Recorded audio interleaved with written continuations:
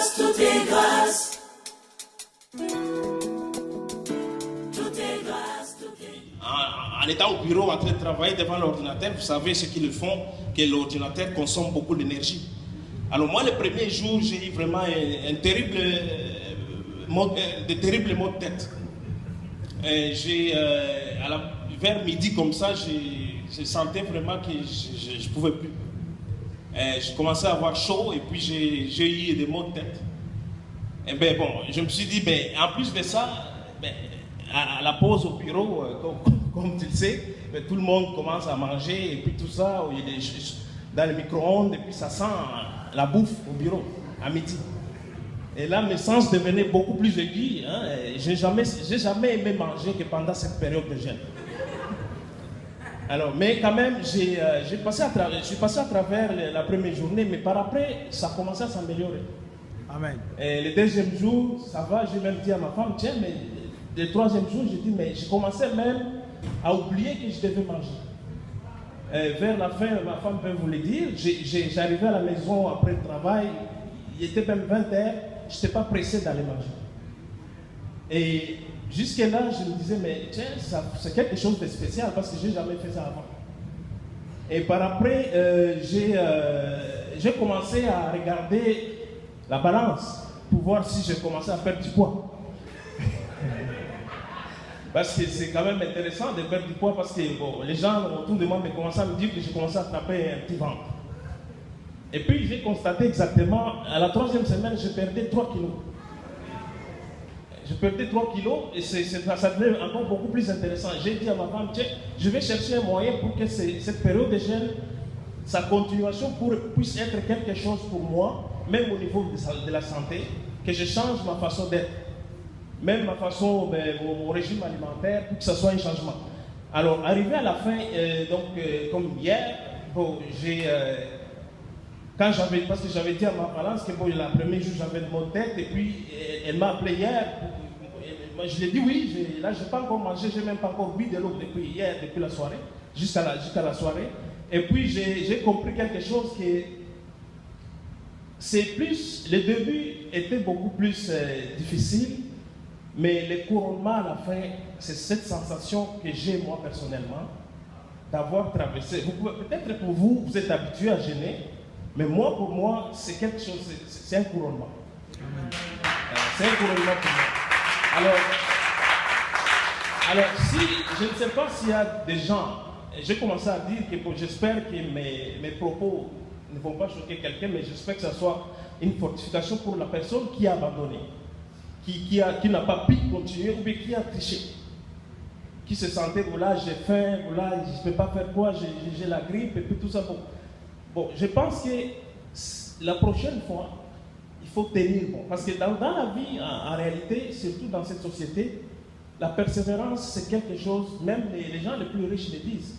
Si tu ne peux pas arriver au bout de quelque chose que tu t'es engagé toi-même, tu t'es donné toi-même un devoir et que tu ne peux pas le respecter toi-même jusqu'à la fin. Parce que pendant les jeunes, personne ne te contrôle.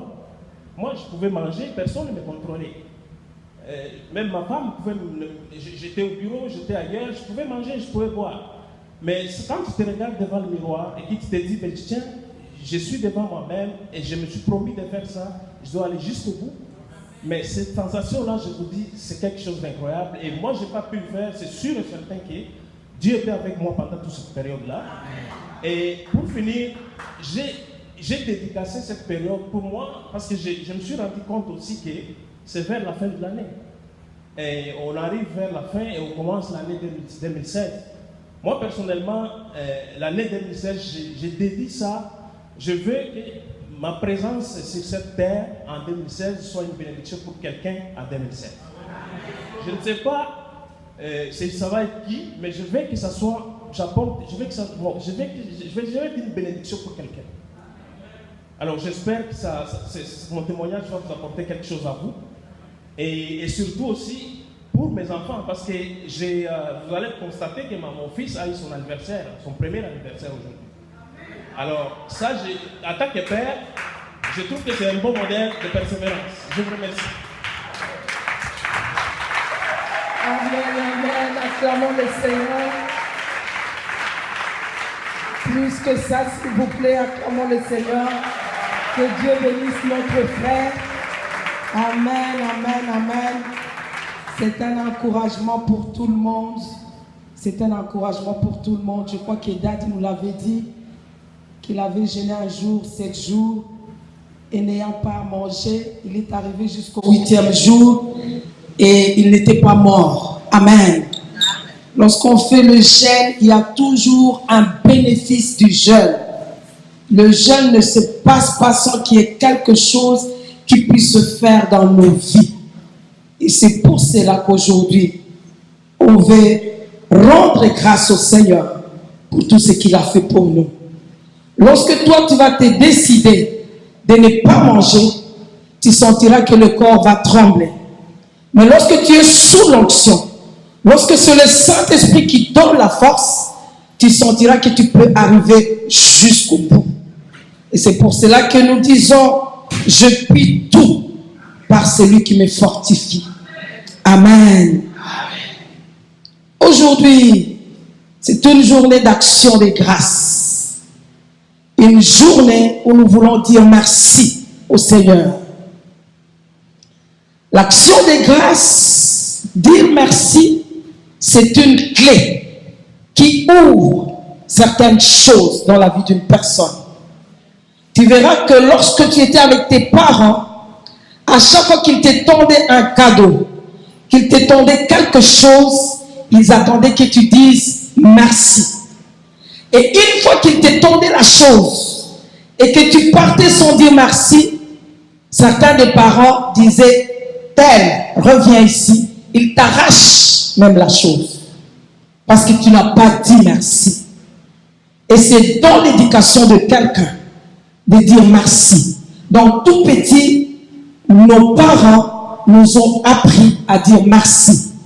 Donc dire merci, ce n'est pas un acquis. C'est quelque chose qui s'apprend. Amen. Chialer, murmurer, se disputer, critiquer, c'est quelque chose qui est inné dans l'homme. Mais tandis que dire merci, rendre grâce, c'est quelque chose qui s'apprend et qui est très important dans la vie d'un chacun de nous. Amen. Pour notre Dieu, ce n'est pas une option, c'est un ordre. Nous allons lire qu'à chaque fois que Paul demandait aux gens de rendre grâce, il utilisait l'impératif pour dire c'est une obligation, c'est un ordre, c'est un commandement. Et derrière rendre grâce, il y a un secret. Et c'est ce que nous allons apprendre tout le mois de décembre. Le secret qu'il y a derrière l'action de grâce. Quelqu'un qui dit merci a toujours une faveur. Même quand on était en famille, un enfant qui dit toujours merci, les parents avaient tendance à lui ajouter encore une fois. Un enfant qui ne disait pas merci, les parents avaient tendance soit à retrancher, soit à dire prochainement, fais différemment. Amen. Parmi mes filles, j'ai souvent difficile à faire cadeau à une. À chaque fois que je lui amène quelque chose, il faut qu'elle murmure. Alors, l'autre fois quand je suis venue avec les cadeaux, j'ai donné à l'autre. Mais moi, je n'ai pas eu. Ah, à toi, je vais donner l'argent. Toi, tu murmures toujours quand je te fais des cadeaux. Amen. Rendre grâce, dire merci, c'est extrêmement important. C'est un secret pour quelqu'un qui veut avoir une vie épanouie, une vie productive, une vie qui est même appréciée par d'autres et surtout par notre Dieu. Amen. L'action des grâces, c'est un acte de reconnaissance envers Dieu. C'est un acte de reconnaissance envers même ce qui nous entoure. Mais plus aujourd'hui, on va parler de notre Dieu. Et dans les jours qui viennent, on va parler de ce qui nous concerne dans nos familles, ainsi de suite. Mais aujourd'hui, nous sommes venus pour rendre grâce à notre Dieu. C'est aussi une attitude. C'est aussi des paroles d'appréciation, de gratitude, de remerciement. Vous verrez que l'action des grâces, quand on en parle dans Psaume, on dit entrer dans les parvis de l'Éternel avec des actions de grâce, avec des cris de joie, avec la louange. Donc, l'action des grâces ouvre les portes du ciel, ouvre quelque chose dans le ciel. Entrer dans le parvis avec des cris de joie, avec des actions de grâce. Vous verrez qu'avant même, peut-être que c'est devenu une habitude que tu ne te rends plus compte. Avant de faire la confession, avant l'évocation du Saint-Esprit, nous commençons par l'action de grâce. Nous louons d'abord le Seigneur. C'est devenu d'une manière machinale que tu ne te rends plus compte que c'est le protocole du ciel. Que c'est par là. C'est un protocole. Avant même que tu n'entres, avant même que tu ne confesses, tu commences par les actions de grâce. Seigneur, je te dis merci. Je te dis merci parce que je viens de passer la journée avec toi. Je te dis merci parce que tu es présent au milieu de nous. Je te dis merci parce que tu m'as donné le souffle de vie. Tu es en train de dire merci au Seigneur. Non seulement que ça doit être un acte de reconnaissance, de remerciement, mais cet acte-là doit venir du fond de ton cœur. Lorsque tu es en train de dire merci Seigneur, tu réalises réellement ce qu'il a fait pour toi. Je me rappelle une sœur qui nous avait donné témoignage de son collègue de travail. La sœur nous disait que lorsqu'ils arrivaient au travail au moment de la pause, leur collègue de travail, si elle va à la toilette, elle criait, oh Seigneur, merci, elle crie. Ça a attiré l'attention des autres. Mais pourquoi toi, quand tu entres toujours à la toilette, tu dois crier, merci Seigneur, oh mon Dieu, jusqu'à ce qu'elle quitte la toilette, elle est en train de dire merci. Et les gens étaient attirés de ça. Mais pourquoi? Qu'est-ce qui ne va pas en toi? Pour aller à la toilette, tu dois dire merci. Et il leur a raconté l'histoire. Les gens de sa famille sont morts des reins. Et elle les avait vus comment est-ce qu'ils souffraient pour aller à la toilette, pour faire pipi. Et à chaque fois qu'elle allait à la toilette, elle réalisait que la bonté de l'Éternel se manifestait dans sa vie. Elle a réalisé que ce sont des grandes choses. Parce qu'elle a vu défiler les gens de sa famille qui sont morts. Parce qu'ils ne parvenaient pas à aller à la toilette. Excusez-moi, à faire pipi. Et lui, c'était une dame. Et elle, quand elle arrive, elle voyait que c'était grand pour elle. Elle trouvait, non, je dois dire merci au Seigneur. Il y a des choses pour lesquelles tu ne dis pas merci à Dieu parce que tu ne les as jamais traversées. Quelqu'un qui n'a jamais été malade, si toi tu es là, le Dieu m'a guéri. C'est quoi? Tu deviens fou. C'est quoi?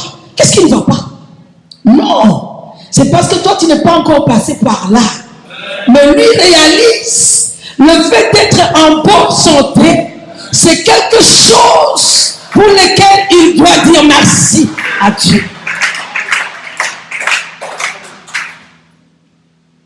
Quelque chose pour laquelle il doit dire merci.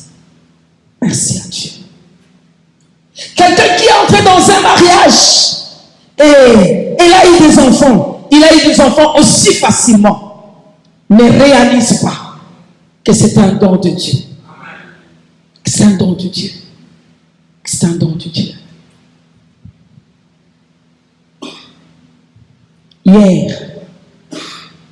Hier soir, j'avais un appel d'une de mes amies, très proche de moi. On a grandi avec elle quand on était encore des petites. Elle s'est mariée il y a 20 ans et plus. Et elle était en train de me dire, Maman Valence, je viens de l'hôpital. On vient de me dire encore une fois que ce n'était pas une grossesse. Moi, je lui ai dit, je sais en qui j'ai cru. Je sais que ce Dieu ne ment pas. Certainement, il va te donner un enfant. Elle a dit, j'ai pleuré amèrement. J'étais comme une folle en cours de route. Je me disais, qui peut me consoler?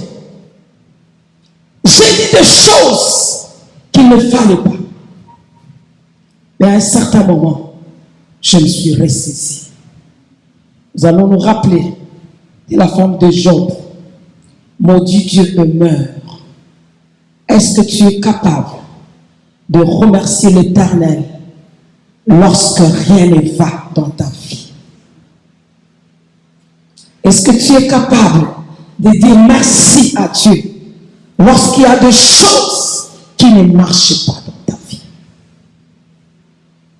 Et la personne qui nous a donné plus de versets bibliques concernant l'action des grâces, c'est Paul. Et souvent, lorsque Paul disait « Rendez grâce au Seigneur », ou bien lorsque lui-même remerciait le Seigneur, souvent il était dans des chaînes, dans la prison. Et c'est là où il rendait grâce au Seigneur. Nous allons prendre nos Bibles. Dans Éphésiens 5, le verset 20.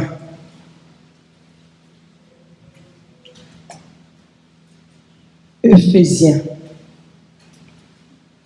5, le verset 20.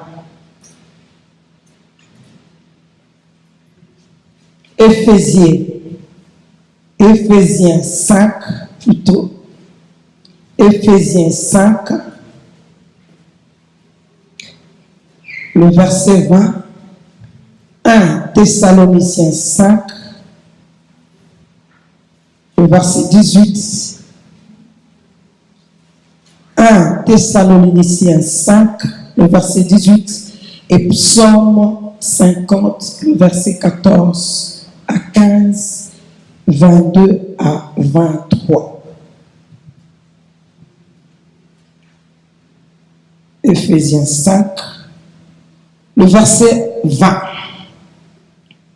Rendez continuellement grâce pour toutes choses à Dieu le Père au nom de notre Seigneur Jésus-Christ. Je reprends. Rendez continuellement. Rendez continuellement grâce. Pas pour une chose, pour toute chose à Dieu le Père au nom de notre Seigneur Jésus-Christ.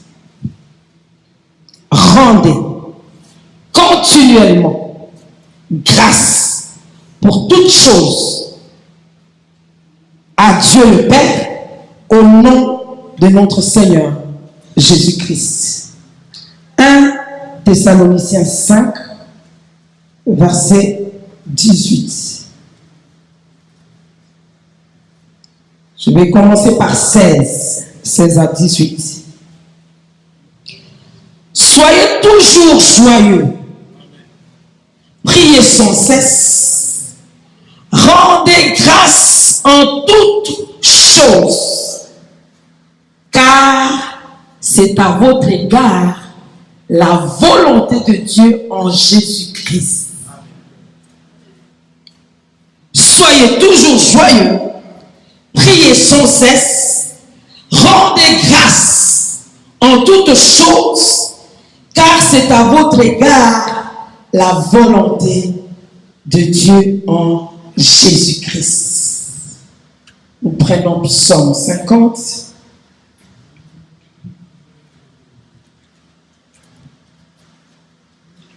Psaume 50. Le verset 14 à 15 et puis 22 à 23. Offre. C'est toujours les impératifs. Offre pour sacrifice à Dieu des actions de grâce et accomplis de vœux envers le Très-Haut. Et invoquez-moi au jour de la détresse. Je te délivrerai et tu me glorifieras. Prenez donc garde, vous qui oubliez, de peur que je ne déchire sans que personne délivre. Celui qui offre pour sacrifice des actions de grâce, mais fait quoi? Et à celui qui veille sur sa voie, je ferai voir le salut. Parole de l'Éternel, nous allons nous asseoir. La Bible nous dit que nous puissions rendre continuellement des actions de grâce. Si on parle de continuellement, c'est-à-dire aujourd'hui, demain et après-demain. Continuellement, chaque jour, maintenant, dans l'immédiat, dans notre soirée, demain matin et les jours qui viennent, continuellement. Et c'est lui qui est en train de nous dire de rendre au Seigneur grâce continuellement. C'est Paul qui a été dans les champs. Continuellement. Ne cessez pas de rendre grâce. Or, la vie n'est pas fait seulement de bonnes choses. Si on va les rendre continuellement grâce, donc, que ce soit dans de meilleurs moments, que ce soit dans de mauvais jours. Nous devons lui rendre grâce. Que c'est difficile de rendre grâce au Seigneur dans de mauvais moments. Amen. Très difficile. C'est là où on parle des sacrifices d'action de grâce. Quand ça devient dans de mauvais moments, où tu as un deuil, où ça ne permet pas que tu puisses dire merci au Seigneur, c'est là où on parle des sacrifices d'action de grâce. Dans les meilleurs moments, ce sont des actions de grâce. Mais lorsqu'on parle des sacrifices d'action de grâce, c'est dans des moments où c'est vraiment difficile. Je me rappelle lorsque j'avais perdu mon petit frère. Je me disais, Seigneur, j'exhorte les autres, mais aujourd'hui c'est mon tour. Lorsque j'étais en train de pleurer et de dire, Seigneur, il était encore jeune, il était ceci, il était cela. Le Saint-Esprit me rappelait, rendez continuellement grâce au Seigneur. Que c'est dur, que c'est difficile. Et c'est là où quelqu'un peut tirer une leçon et dire, Seigneur, parce qu'il y a des gens, quand les moments sont mauvais, ils abandonnent le Seigneur. Hein? Ils font ce que la femme de Job a fait. Hein? Maudit Dieu et meurt. Qu'est-ce qu'il y a encore? Pourquoi est-ce que ce Dieu-là n'a pas agi? Pourquoi est-ce qu'il n'a pas protégé? Pourquoi est-ce qu'il n'a pas guéri? Pourquoi et pourquoi et pourquoi?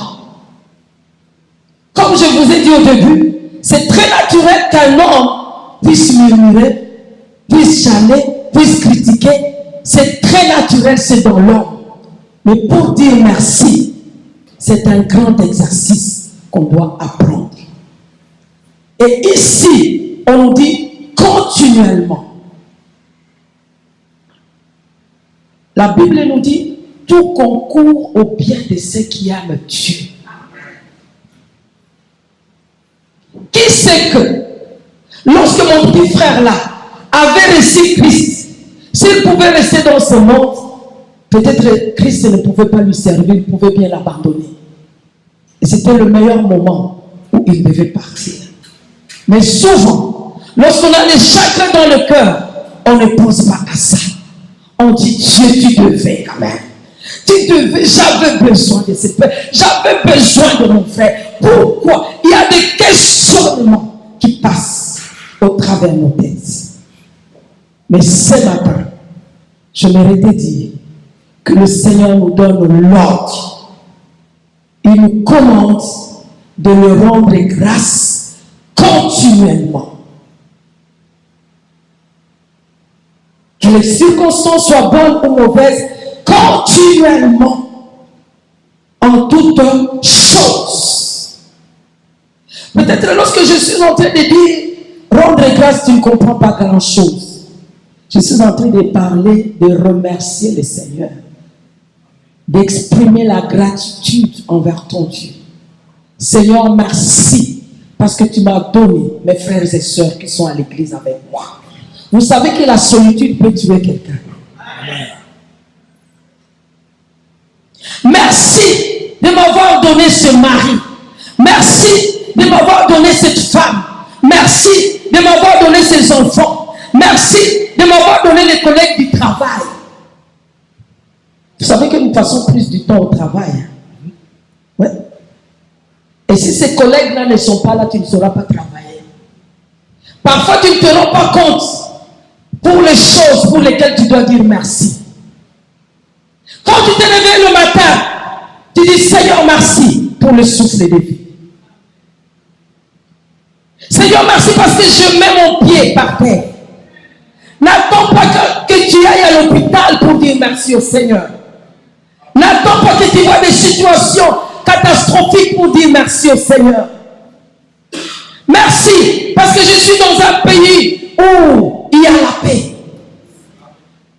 Il faut passer par la guerre, être à Kosovo, à Syrie pour reconnaître que être dans un pays où il y a la paix, c'est une grâce. C'est une grâce. C'est une grâce. Vous savez que quand il y a la guerre, tout s'arrête. Hein? Tout s'arrête. Je me rappelle quand nous on a fui au Rwanda dans les années 64-65.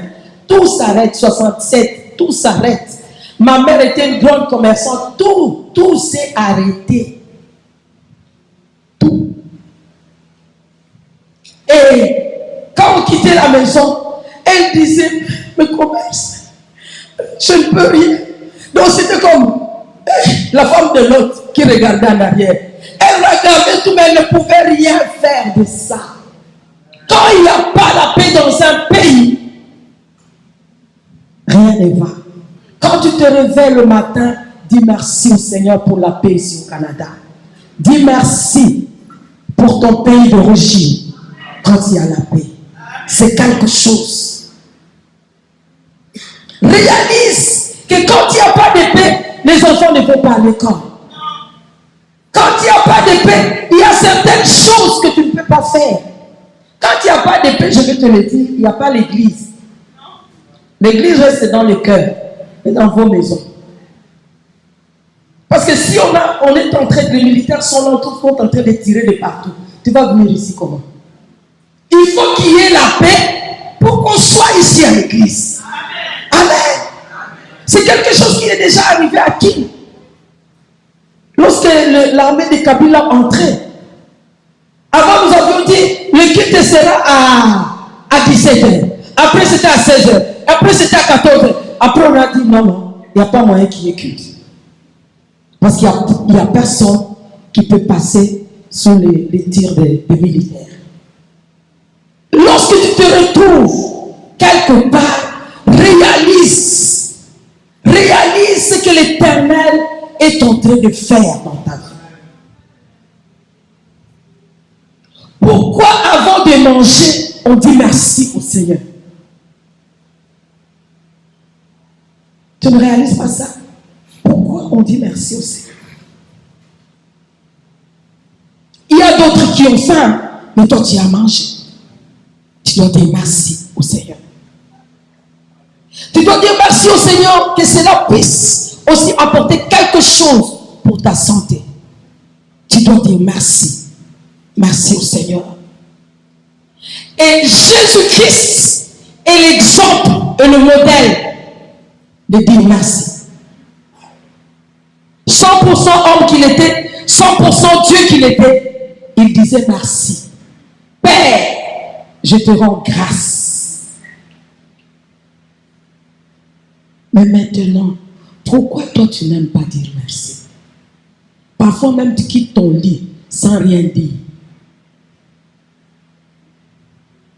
Parfois plutôt, tu crois que c'est toi-même qui as fait la nuit, tu t'es endormi. C'est devenu tellement une habitude que tu ne te rends plus compte que dormir aussi, tu dois dire merci.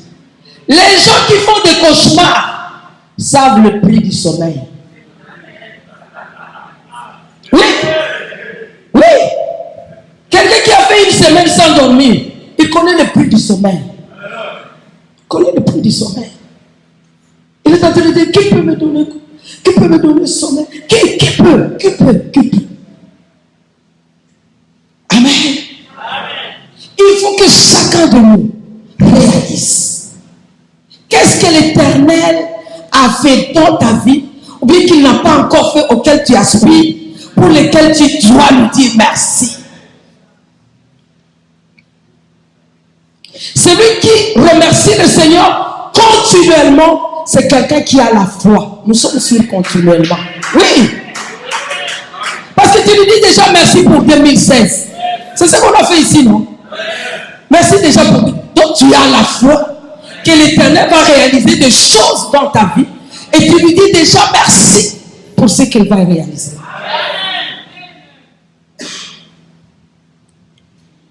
Assurément, lorsque je suis en train de dire ces choses, quelqu'un est en train de dire dans son cœur, mais non. Au début de l'année, moi, je disais au Seigneur qu'il me faut ça, qu'il me faut cela, qu'il me faut un travail, qu'il me faut le mariage. Maintenant, nous sommes à la fin. Le Seigneur n'a rien fait. Alléluia. Tu es en train de te dire cela dans ton cœur. Le Seigneur a un moment. Il est le Dieu de temps et de circonstances. Il y a un moment pour toi qu'il a prévu. Que le diable ne te trompe pas. Qu'on est en décembre, d'où viendra ces fiancés, d'où viendra cette grossesse, d'où viendra ce travail, d'où viendront les papiers, tout.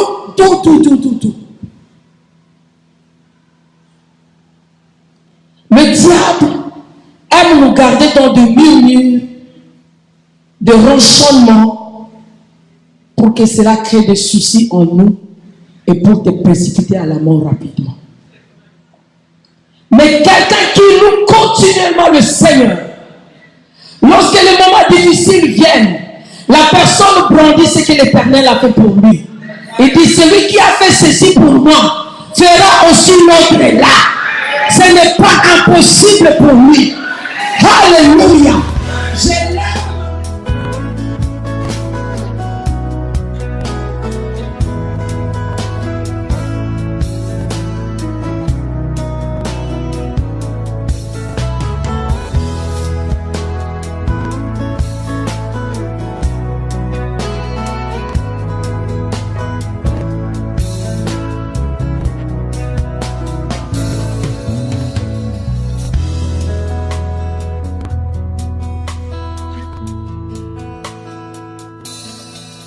Soki yote masi yandengayo esina kufa kala. Soki yote masi yandengayo esina beba kala. Soki yote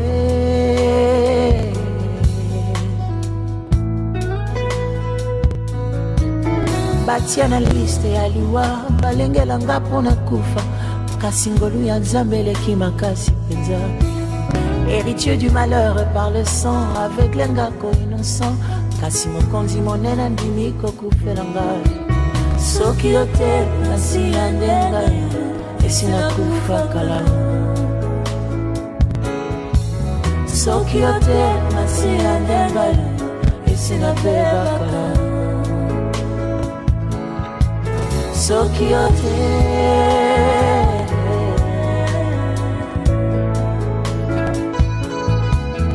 na mitunaka ofele atanga ndenge nini yeko tata to mama te asilisi kelasi kino azwi diplome bambala mingi nga moko na mitunaka isika ozwanga mpona koma oyo okomisinga lelo témoignage na nga na motema soki bato bayebi te ata banjelu na likolo batatola o soki yo te nasiya nde ngai esi nakufa kala soki yo te nasiya nde ngai esi nabeba kala soki yo te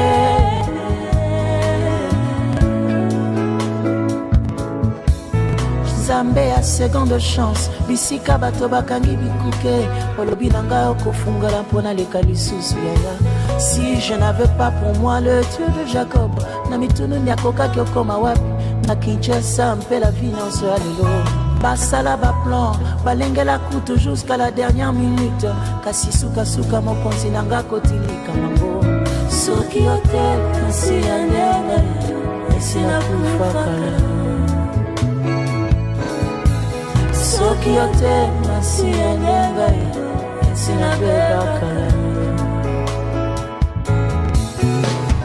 nyonso yanga ekosanjela mokonzi yo andima liwa mpona nga mon héros est dieu je sais pourquoi je l'adore à jamais obilembo ya motema efasaka te soki yo te nasiya nde ngai esi nakufa kala soki yo te nasiya nde ngai esi nabeba kala